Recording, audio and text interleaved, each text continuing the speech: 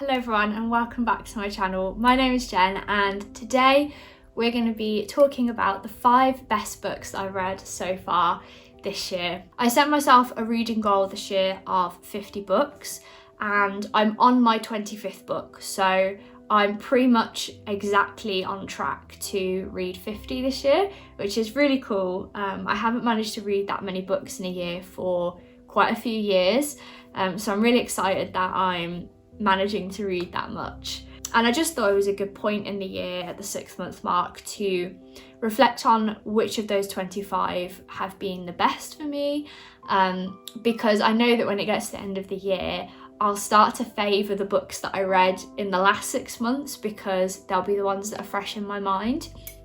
So I'm hoping that this video will be helpful to future me as well, when I'm thinking about the best books that I've read in the year. So the 5th best book that I've read this year so far is A River Enchanted by Rebecca Ross. This story follows a grumpy bard who is summoned home from his position as a music teacher at his university.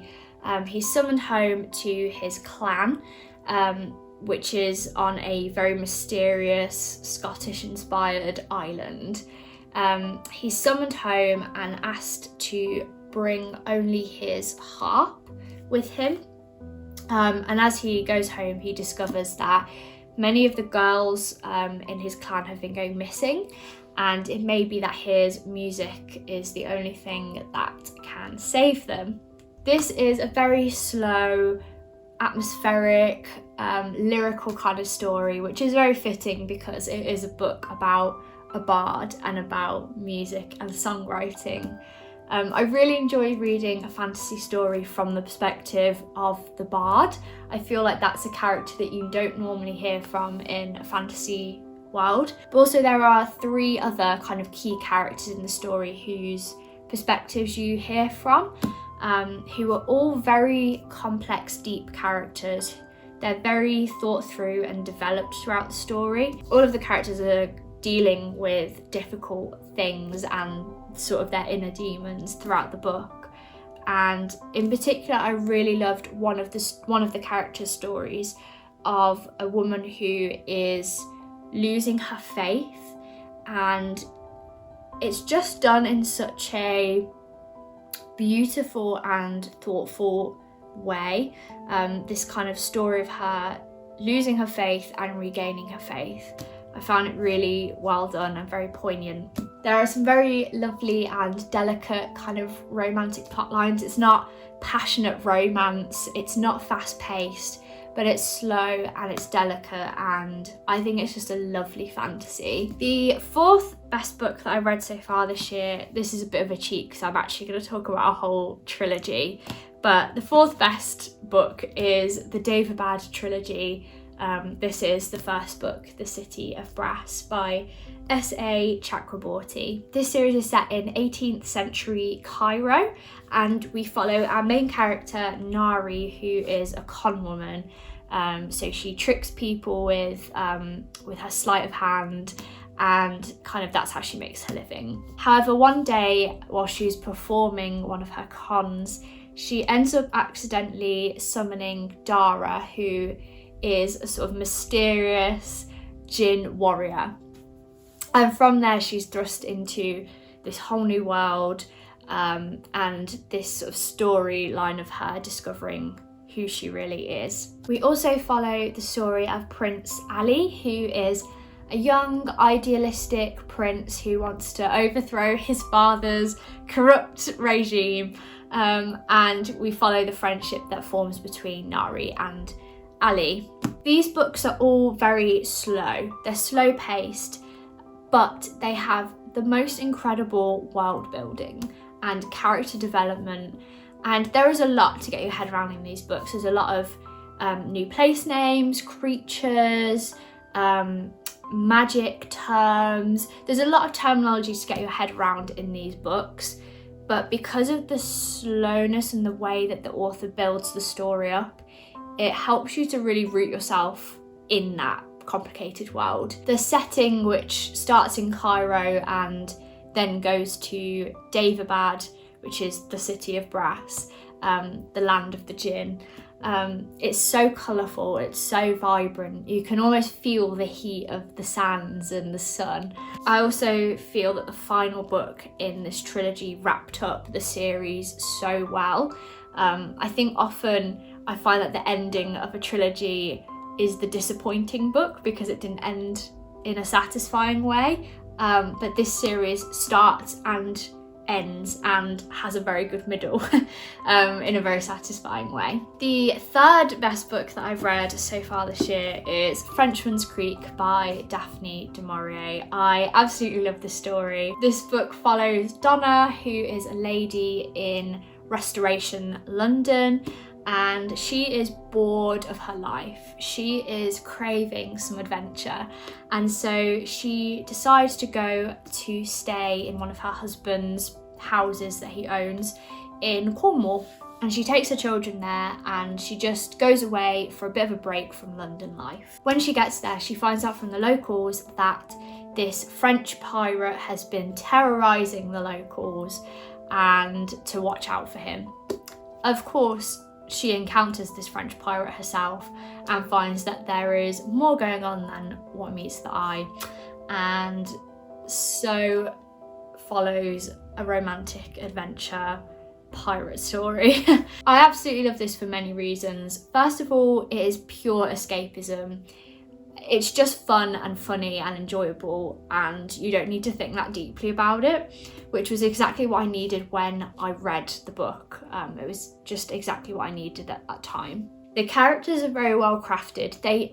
Donna makes terrible decisions, but Daphne du Maurier does a really good job of making you sort of understand her decisions and understand why she might have chosen to do those things, even though they're not really the right decision to make. She also describes the setting so beautifully. There's so many quotable lines in this book, and I think it's just a great one if you're looking for a classic that you don't have to think too hard about. You can just enjoy it and just let the story take you along for a ride. I'm also very excited to read more Daphne du Maurier. This is the first du Maurier book I've read, so I'm very excited to read more of her books throughout the rest of this year.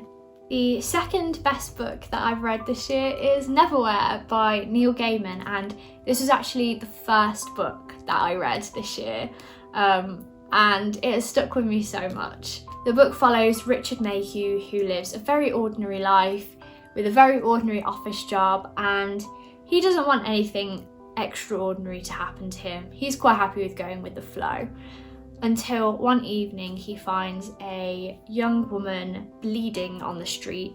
He goes to help her, and in doing so becomes entangled and trapped in this new dark world called the London Below. Desperate to escape this horrible new world, he reluctantly joins an adventure in order to try and make his escape. This book has one of the weirdest and most bizarre worlds in it, which just made it so fun and quirky to read.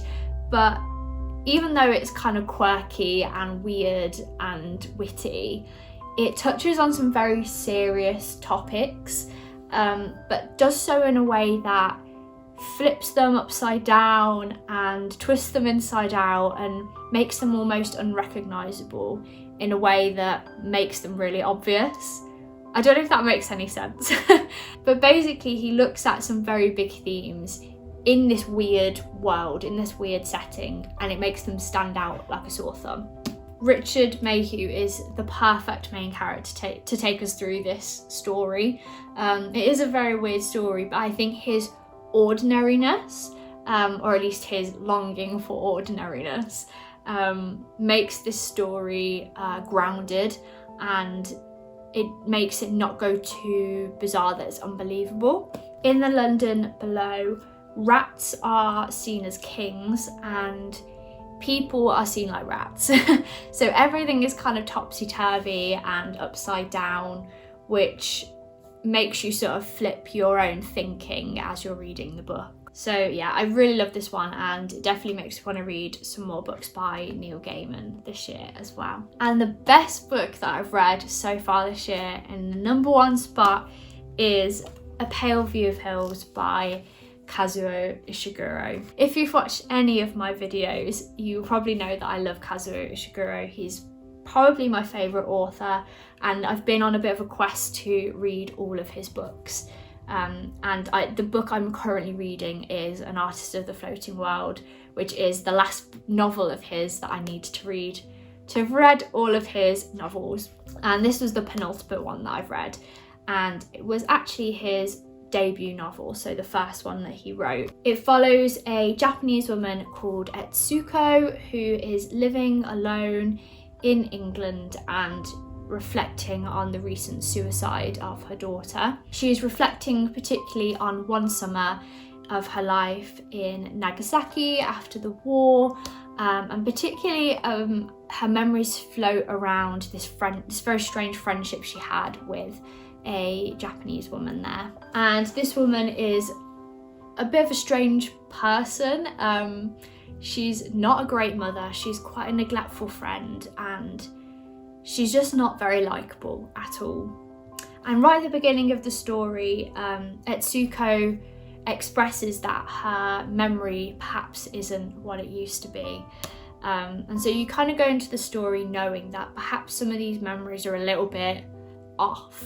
The actual story is very slow and feels quite directionless, which I guess reflects the nature of her memory at this point in her life. It makes it feel quite weird to read. However, if you can get through most of the book, the ending has the most brilliant plot twist that I've ever read, and I did not see coming at all. I'd heard that this book had a plot twist and it was good, but I really didn't expect that it was what it was. It's a very reflective and thoughtful story. Ishiguro looks at memory in a lot of his books, and I think this is one of them that does it particularly well.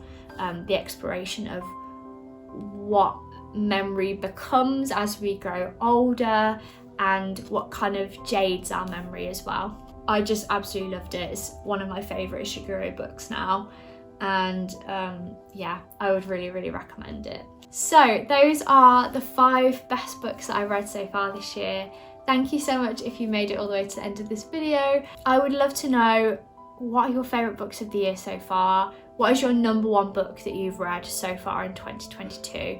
I would love to know. Please recommend them to me in the comments below. Thank you so much for joining me for this video, and I hope you have a wonderful day wherever you are in the world, and I'll see you very soon in the next video.